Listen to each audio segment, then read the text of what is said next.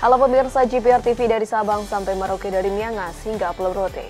Bertemu lagi bersama saya Bilki Sabila dalam program Kominfo Newsroom.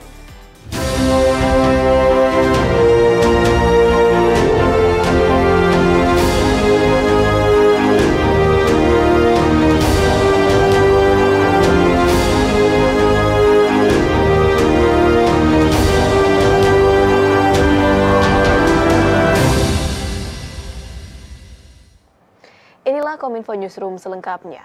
Pemirsa, pemerintah terus mendukung pengembangan sepak bola Indonesia melalui penerapan sport science, pembangunan infrastruktur, serta program berkelanjutan dan jangka panjang. Ketua Persatuan Sepak Bola Seluruh Indonesia, Erick Thohir, mengatakan pembangunan infrastruktur salah satunya yakni training camp di Ibu Kota Nusantara. Pemerintah terus mendukung pengembangan sepak bola Indonesia melalui 4 langkah utama, yakni penerapan sport science dan pembangunan infrastruktur olahraga, serta program jangka panjang dan berkelanjutan. Hal ini disampaikan Ketua PSSI Erick Thohir dalam keterangan pers di Kompleks Istana Kepresidenan usai bertemu Presiden Joko Widodo. Dalam keterangan persnya, Erick Thohir mengatakan akan memanfaatkan momentum generasi emas sepak bola dengan membangun training camp di IKN. Usaha Indonesia memajukan sepak bola tanah air disebut Erick telah mendapat dukungan dari FIFA yang peduli dengan sepak bola Indonesia. FIFA memberikan bantuan berupa alokasi dana berkisar 7,3 juta dolar Amerika untuk pembangunan training camp.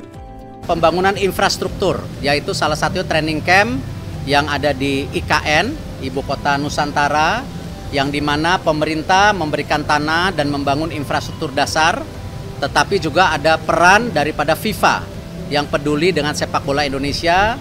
FIFA sudah mengalokasi dana kurang lebih 7,3 juta US, sehingga ini fasilitas yang luar biasa. Di sana ada 5 lapangan sepak bola, 1 lapangan bola pantai, 1 lapangan futsal. Di situ juga nanti didukung dengan tentu sport science dan tempat istirahat yang memadai. Sementara untuk pembangunan program berkelanjutan, Erick tengah mempersiapkan para pemain U16 dan U17 untuk dipersiapkan masuk ke dalam laga U20 dan U22. Para pemain muda akan dilatih oleh Coach Indra untuk bisa bersaing di Asian Games. Sedangkan bagi pemain U20 dan 22 yang belum memiliki klub akan masuk ke dalam klub Bayangkara. Pembinaan generasi muda sepak bola tanah air disebut Erick Thohir telah mendapat dukungan dari Presiden dan juga Menpora. Ya, baik di U16-17 yang kemarin sudah ada seleksinya dan akan dikirim ke Doha, Aspire untuk 3 bulan. Lalu kita persiapkan mereka untuk pelapis daripada U20 dan U22.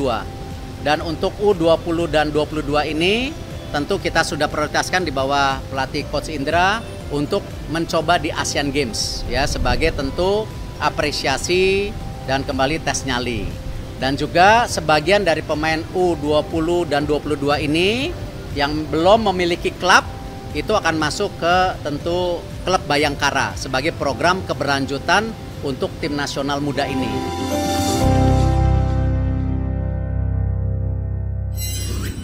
Wakil Presiden Republik Indonesia Ma'ruf Amin meminta implementasi Indonesia-Australia melalui IACEPA terus dimaksimalkan. Hal tersebut disampaikan Wapres usai menerima kunjungan kehormatan Deputi Perdana Menteri Australia Richard Marles.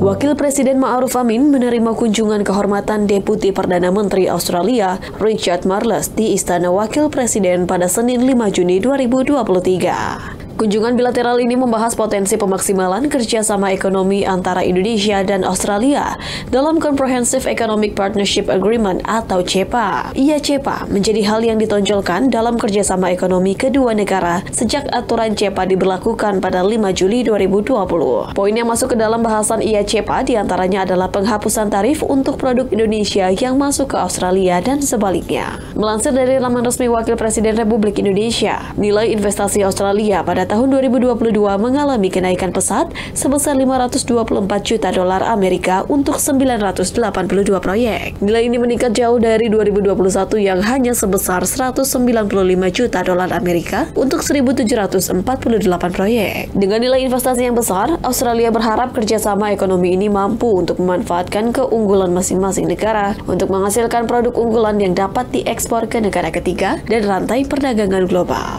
Sebagai contoh, Australia memiliki sumber daya lithium yang besar sementara Indonesia memiliki cadangan nikel yang besar. Kesamaan ini dinilai Wapres dapat memperluas investasi, termasuk menjajal sektor energi terbarukan dan industri baterai kendaraan listrik. Atas nama pemerintah Indonesia juga menyatakan terima kasih bahwa investasi Australia ke Indonesia itu makin bertambah 2 tahun terakhir ini. Wapres berharap agar kerjasama di bidang-bidang tambang, di bidang-bidang yang terkait dengan litium dan sebagainya itu ke depan, karena Australia dan Indonesia sama-sama punya potensi di bidang itu diharapkan terus ditingkatkan dan bisa bekerja sama ke arah itu. Di sisi lain, pemirsa, Wakil Presiden Ma'ruf Amin juga meminta badan usaha milik negara dan perusahaan swasta untuk ikut mendanai proyek penyediaan air bersih. Wapres menilai pemerintah pusat dan daerah juga perlu untuk mendorong inovasi pembiayaan yang menarik para pemangku kepentingan. Wakil Presiden Ma'ruf Amin ketika usai membuka acara IWWEF Indonesia Water and Wastewater Expo and Forum pada Selasa 6 Juni 2023 di Jakarta menyebutkan, untuk mendukung pemenuhan air bersih dan sanitasi di seluruh wilayah Indonesia, pemerintah membutuhkan pendanaan tambahan dari BUMN dan juga pihak swasta. Hal tersebut dikarenakan masih adanya kendala dalam hal pembiayaan infrastruktur air bersih dan sanitasi, dikarenakan belum mencukupinya dana yang disediakan oleh pemerintah. Pemerintah Indonesia sendiri memiliki target terpenuhinya seluruh sanitasi dan air bersih pada tahun 2024, termasuk 15% akses air minum aman dan 30% akses air minum perpipaan. Wapres juga berharap seluruh perusahaan air minum di Indonesia mampu menyediakan air bersih dan sehat untuk masyarakat. IWWEF 2023 yang diselenggarakan oleh perusahaan air minum seluruh Indonesia ini diadakan mulai dari tanggal 6 hingga 8 Juni 2023 dengan agenda utama yakni menampilkan para pembicara di level nasional, regional, hingga internasional yang akan membahas persoalan multilateral serta ajang berbagi pengalaman. Jadi air adalah kehidupan. Karena itu kita ingin perusahaan air minum di seluruh Indonesia, PDAM itu bisa dapat menyediakan air bersih yang layak, yang sehat.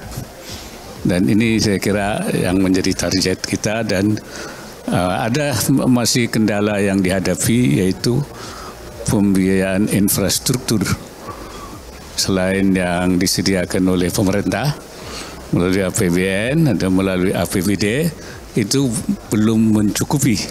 Karena itu perlu ada pendanaan dari BUMN dan dari swasta. Itu yang kita ingin supaya dengan demikian bisa terpenuhi. Sebagai upaya penurunan stunting pada rencana kerja pemerintah tahun 2024, Badan Perencanaan Pembangunan Nasional menetapkan 4 strategi. Suharso Monoarfa selaku Menteri PPN juga mengatakan penurunan stunting difokuskan di 12 provinsi prioritas.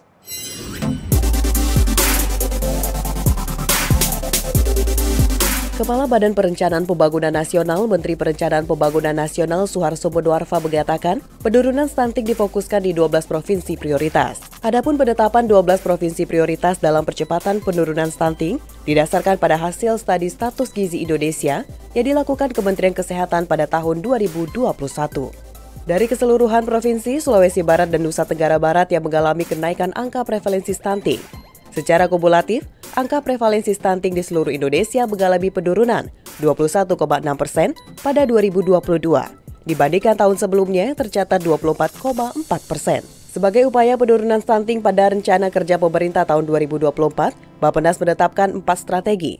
Pertama, pendampingan keluarga oleh tim pendamping keluarga. Kedua, perluasan cakupan penyediaan makanan tambahan ibu hamil kurang energi kronis dan balita kurus. Ketiga, perluasan cakupan imunisasi dasar lengkap. Keempat, penguatan kualitas data surveillance mulai dari unit pelayanan kesehatan terkecil atau posyandu. Adalah di 12 provinsi prioritas yang kita lakukan dengan secara gotong royong dari semua KL, dan kita mengadakan pendampingan keluarga untuk tim pendamping keluarga di desa, perluasan cakupan penyediaan makanan tambahan untuk ibu hamil kurang energi kronis dan balita kurus, perluasan cakupan imunisasi dasar lengkap, dan penguatan kualitas dasar surveillance mulai dari unit pelayanan kesehatan terkecil. Imunisasi dasar lengkap itu ada hubungannya secara linear dengan potensi terkena stunting. Jadi paling tidak mereka bayi-bayi yang bisa memperoleh IDL dengan baik, terhindarnya itu lebih besar dibandingkan yang tidak. Pemirsa, usai jeda kami akan kembali dengan informasi lainnya. Tetaplah bersama kami dalam Kominfo Newsroom.